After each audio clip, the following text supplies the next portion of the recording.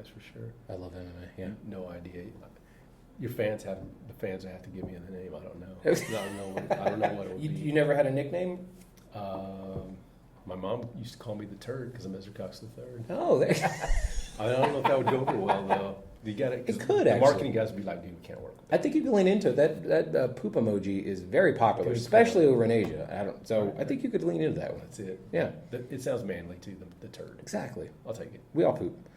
What are 3 things people would not expect about you?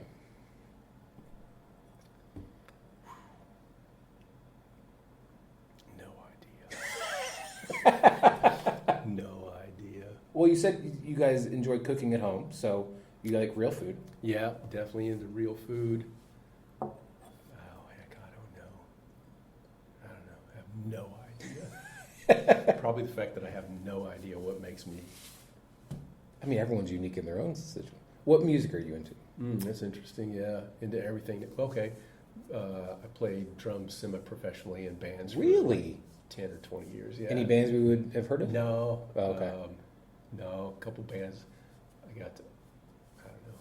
Got to open for back in the day in San Francisco area or Bay Area. Yeah, who I guess, yeah, okay, then who was the And coolest us- band you... A guy named Tony McAlpine, who's Okay.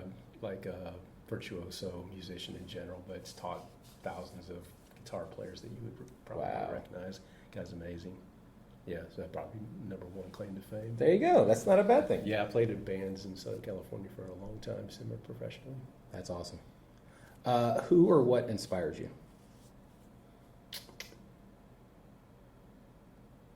I don't know. I don't know. And I don't really think about that, I guess, ever. I mean, from a professional standpoint, I guess I can't say anybody per se, maybe other than people I have worked for or worked with, maybe. Right. So, some of my early jobs, like working for, like I mentioned Dick Young early on, there's a lot of people in the Northwest who will recognize him as a person and his contribution to this business and all that. And, I was 15 years younger than him, so I was kind of like a father figure, plus like he was just smart. He was just a farm guy, but he knew how to do everything, it seemed like, and build stuff. And yeah, like he and I literally built from garage scale up, and he built a lot of our equipment. And Wow.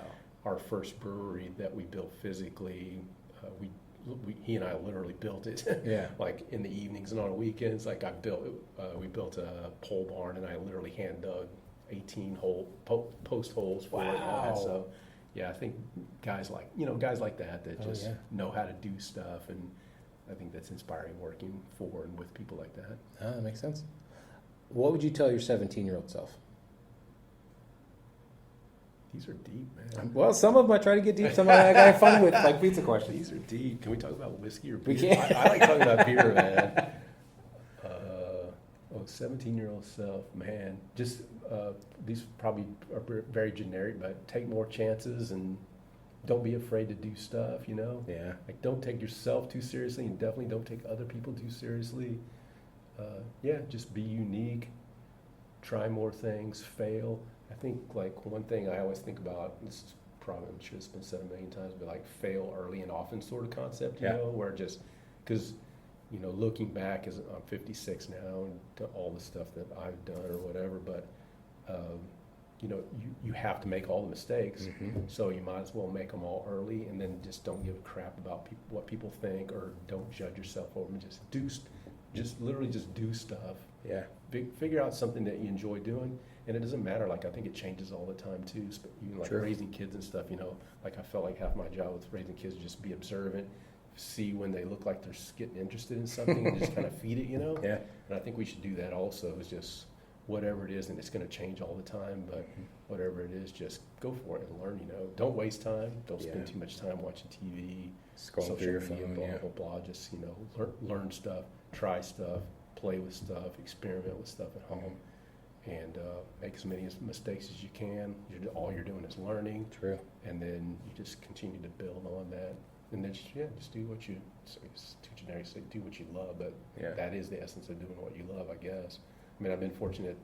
I love this industry. I love this as work. So I say I've been fortunate, which I have been, but mostly it's just about I just went for it and did it. You just keep hammering away at it. And of course, it's 99% work. It's just work, but you turn around eventually, and you've learned a lot of stuff, and you can enjoy it, and you can help people do stuff, do things, build businesses, whatever. So, yeah. No, it's true. You have to fail, because if you're not failing, you're not learning. Absolutely. And it's funny because I'll talk to undefeated fighters, and I'm like, is that a good thing or is it a bad thing? Because, yeah, it's great. Nobody wants a 0 in the loss column, or everybody wants a 0 in the loss column, but having a 1, having a 2, having even 15, it's not a bad thing because you are learning from every experience. Absolutely. And the record doesn't really tell you a whole lot. Exactly. Actually, it just tells you a decision essentially. But I think music is good for that, because there's been many times, even as a young person, where let's say I didn't play in a band, and I would spend time just playing at home all the time. And you have to get used to sounding like crap all the time. Yeah. Like if my neighbors listen to me, all through those years or whatever, they probably think I'm a terrible drummer or whatever, because you always have to be doing something that you're not good at, so you can hopefully try to get good at it. And I guess another way of saying that too is I like people who, I think it's beneficial, people who have either are musicians or been musicians or also athletes or are into sports and whatnot, because you have to get used to just failing, like having bad days, or really screwing up, or doing things that are embarrassing, like or letting people down. All that stuff. It's just part of life, and those are just good examples of that. You're always pushing yourself. You're always falling. Yeah. Screwing up. Sometimes you're letting people down when you don't want to, and it hurts. It really hurts. But you're getting incrementally better all the time. You're getting the reps in, so that Absolutely. later all the reps pay off. That's it. I agree. Yeah. That's it. Now, if people want to check you guys out, come to the distillery, follow you guys online, buy your obviously wonderful spirits, how can they do all the things? I have no idea. Like I said, man, I just made the stuff, but no.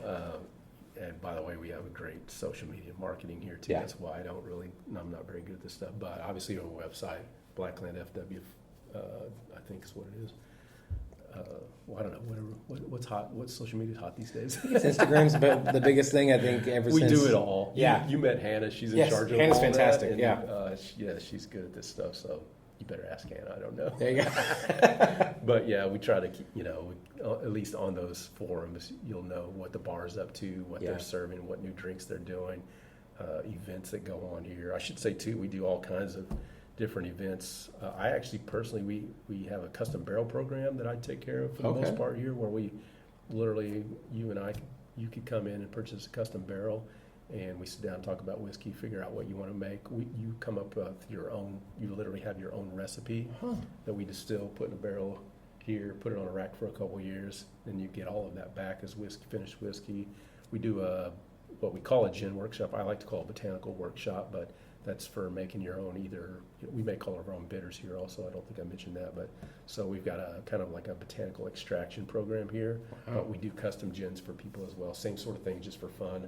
Anything from a husband and wife to, we've had up to 15 people here at a time. People bring their friends. Anyway, you just come in and make your own custom gin. So that's the kind of events. Of course, people have their own personal events here as well. We've had weddings or whatever, all kinds of things. But anyway, so on social media, they're good at keeping up with everything that's going on here, let you know what's happening here. I don't know. That's awesome. Well, Ezra, thank you so much for your time. Again, I feel like we could continue this for another 3 hours, but we'll cut it off here and we'll come back sometime later. So, but in the meantime, thank you so much. This is amazing. And one last time, cheers. Let's do it again tomorrow. Fine, I'll be here.